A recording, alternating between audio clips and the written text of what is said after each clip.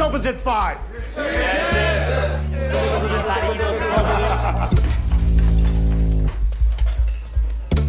Estás muy guapa, güey. All right, people. Service is over. Raúl Briones interpreta a Pedro, un cocinero que se enfrenta a la posibilidad de ser despedido de su empleo en la cocina de un restaurante en la ciudad de Nueva York, acusado de un robo que no cometió. La mujer que ama le da la noticia de que está embarazada y que ha decidido abortar, y todo esto en tan solo unas horas de un día. Conversamos con Raúl Briones acerca de la película La Cocina. Pues justamente lo pintas muy bien, la verdad es que creo que has dicho muchos de los rasgos que tiene Pedro. Yo creo que Pedro, o el intento desde la perspectiva del guión de Alonso Ruiz Palacios, que se rescata desde la obra original, es plantear una diferencia en cuanto a la lectura de lo que se ha tenido en el universo cinematográfico de la experiencia migrante, que se ha narrado durante muchas veces pues el paso de la frontera y cómo se logra acceder a ese país, pero se habla poco de lo que implica mantenerse allá. Y creo que Pedro, en ese sentido, en el intento de dejar de ser personaje y convertirse en ser humano, pues muestra todas estas distintas capas, ¿no? Yo lo he ido entendiendo y justificando de alguna manera en el hecho de que Pedro es un migrante atípico. Pedro se plantea con un rasgo muy distinto de carácter en comparación con todos los migrantes a los que estábamos acostumbrados a ver, con agachando la cabeza por mantener el puesto de trabajo. Pedro no puede más. Pedro ya se considera como un igual frente a sus compañeros y frente al país que habita. La cuestión con la paternidad definitivamente creo que es mucho más compleja que solamente conseguir el estatus de ciudadanía. Creo que efectivamente Pedro si quiere tener un hijo con Julia, creo que la ama profundamente. Y luego aparte también está el tema político de el acceso a mejores condiciones de vida si es que te conviertes en el progenitor de un ciudadano norteamericano, ¿no? Entonces creo que en realidad Pedro es un claro ejemplo de cómo funcionan también, pues, digamos, el mandato de masculinidad, ¿no? Y que le exige a los hombres desde distintos frentes cumplir con el rol de lo que le exige la sociedad, los rasgos característicos de lo que se supone tiene que ser un hombre en la vida, ¿no? Esta cosa famosísima de si quieres convertirte en un hombre, escribe un libro, planta un árbol y ten un hijo, ¿no? Muchos hombres nomás tienen el hijo, ¿no? Y ya con eso se cumple la cuota, ¿no? Entonces sí creo que esto que bien señalas del padre, de cómo cambia el tono cuando lo reconoce como un igual, cuando de alguna forma le da el estatus de hombría el hecho de que va a ser papá, ¿no? Tiene mucho que ver con esto de cómo funcionan los roles en la sociedad y cómo los personajes que nos crea el sistema y las vacantes que nos ofrece, si tantito nos salimos del redil, pues inmediatamente el sistema te va a decir, hey, ¿qué hubo? Creo que en realidad no es Alonso quien los mete ahí, ¿no? O sea, creo que es el sistema mismo. Y es una gran metáfora de cómo funciona el capitalismo y de cómo funciona la industrialización de los procesos de la vida. Creo que ahí fue donde nos perdimos un poco cuando automatizamos los procesos y volvimos de forma tan metódica el ensamble de los procesos para producir un plato que en el fondo debería estar lleno de el azar de la vida, ¿no? En ese sentido, casi todo lo que tiene que ver con la industria tiene que ver con estos procesos tan duros en donde efectivamente no te puedes salir del paso uno, dos y tres, porque si no ya no funciona la pieza, ya no engrana con la maquinaria, con el torno, con el diseño industrial para el cual está diseñado la réplica hasta el cansancio del producto, ¿no? Y en ese sentido, pues es muy parecido a la propuesta de la abolición de la propiedad privada, si nos queremos ir hasta allá, pues, ¿no? En esta idea pues de marcar un cuadrado con un pedazo de tiza en el piso y llamarlo tuyo, tu propiedad, ¿no? Entonces, cualquier cosa que intervenga con eso va a ponerte en riesgo a ti, ¿no? Lo que creo que es muy peligroso es caer en la trampa en la que están sumergidos todos estos personajes dentro de la cocina, que llegan a creer que su trabajo es su vida. Y creo que ahí es donde el sistema logra todo lo que se ha propuesto, que es justo deshumanizarnos, despersonalizarnos y volvernos solamente los defensores de un puesto de trabajo que en realidad debería ser solo eso, un puesto de trabajo y la vida allá afuera esperándonos para continuar con ella, ¿no? Y poder ponerle pausa al trabajo.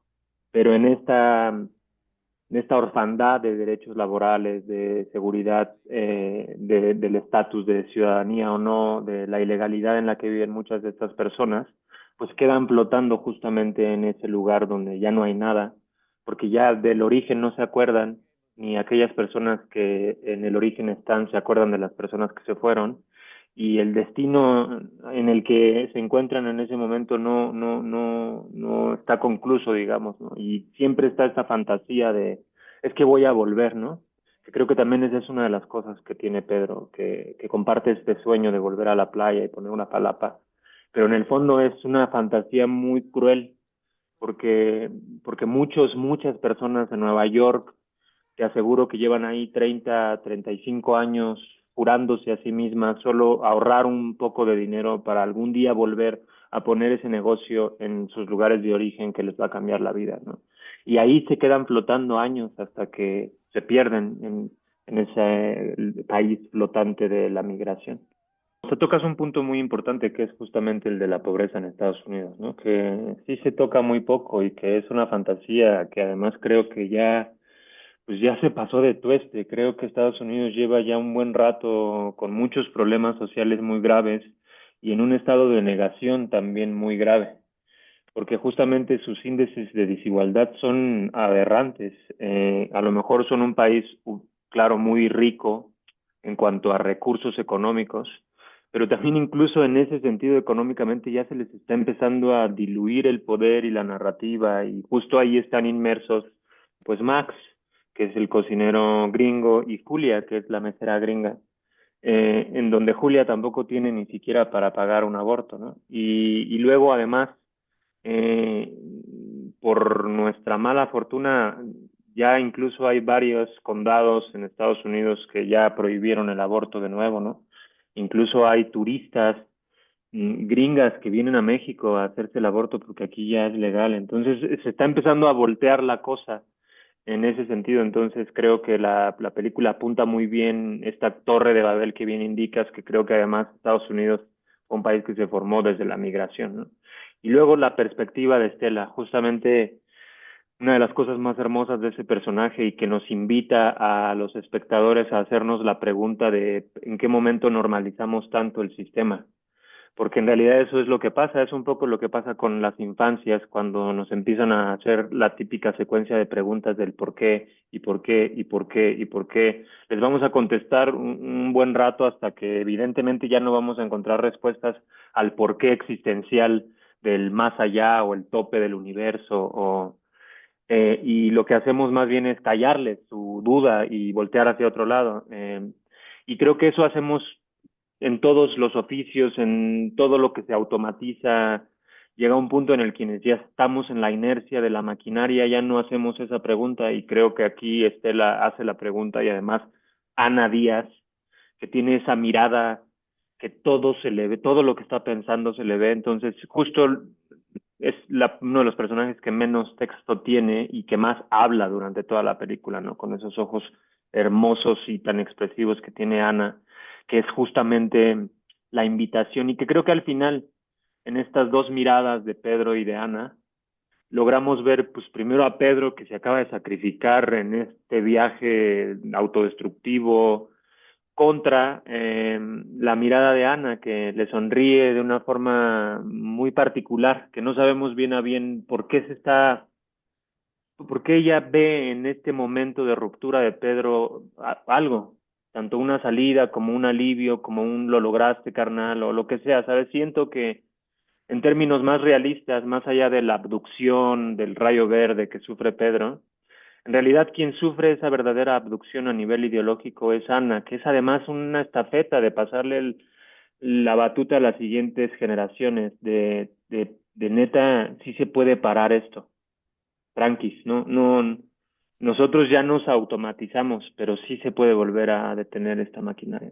Absolutamente, pues creo que en realidad este es el comentario, uno de los más que pasan de alguna forma desapercibidos, pero en realidad el comentario de la cocina va hacia esa generación de migrantes, porque en realidad ya no son migrantes, son ciudadanos estadounidenses y tienen que tomar ese país bajo o sea, bajo esas mismas reglas, o sea, ellos ya son dueños de ese país, no pueden permitir que le sigan quitando su estatus de ciudadanía, aunque no les guste pero es que en Estados Unidos no hay nada original.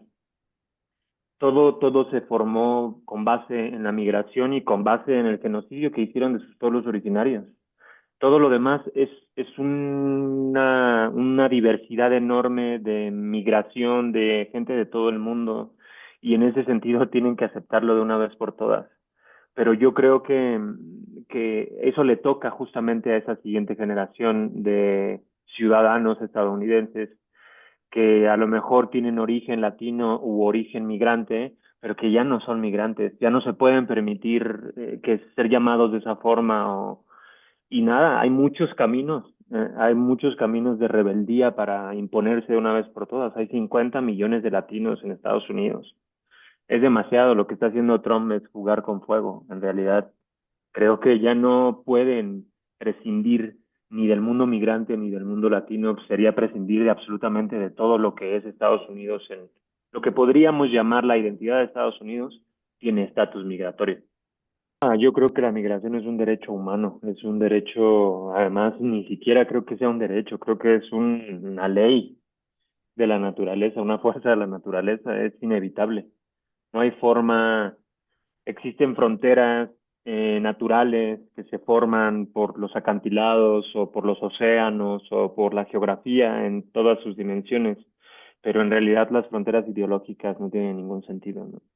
Pero yo creo que la historia es cíclica y ahora estamos en un recrudecimiento de pues la siguiente vuelta de la espiral para seguir en la evolución.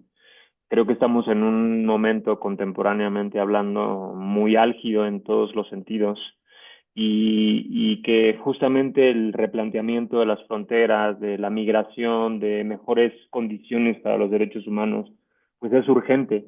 Sin embargo, las potencias que en algún punto se erigieron frente al mundo como la libertad o la democracia, son quienes están reprimiendo de una forma más tremenda, ¿no? Entonces habrá que empezar a ver otros referentes y empezar a discutir en otras latitudes.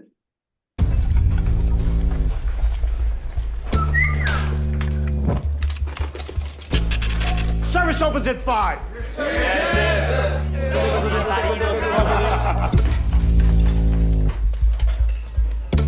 Estás muy guapa, güey. All right, people. Service is open. Say you'll wait for me. I'll wait for you. So sometime soon, huh? We help Pedro with the papers, get him legal. Ahí podemos empezar de cero. Get out of this place.